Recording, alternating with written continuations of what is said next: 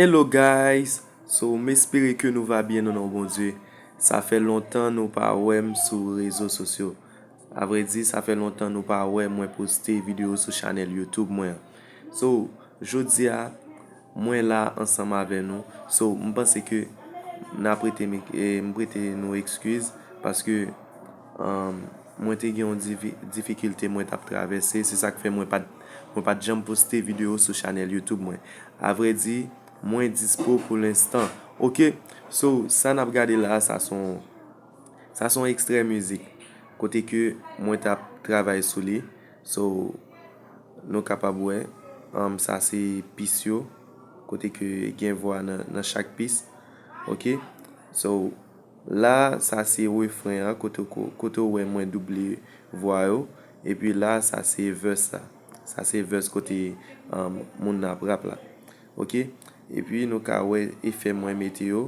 Mwen deseleksyonne efè yo. Wè, so mwen deseleksyonne yo.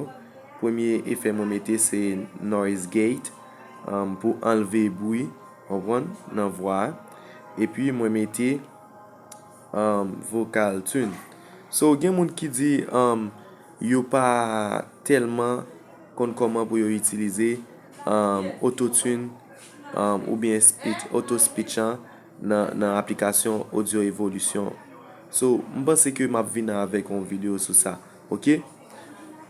So, map prezante nou yon proje. Ok? Kote ke map moutre nou kote ke li pa gen plugin avek kote ke mwen mixe proje a.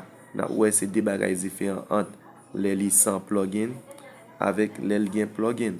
Ok? So, rete branche avem pou lot video ke mwen pal poste sou channel YouTube mwen la tre prochenman. Merci ankon yon fwa. E map zinou pabli abone, like, komante an ba chak video ke mwen poste. Si toutfwa ou interese traba la, pataje lansan avek zanmen nou pou yo ka dekouvri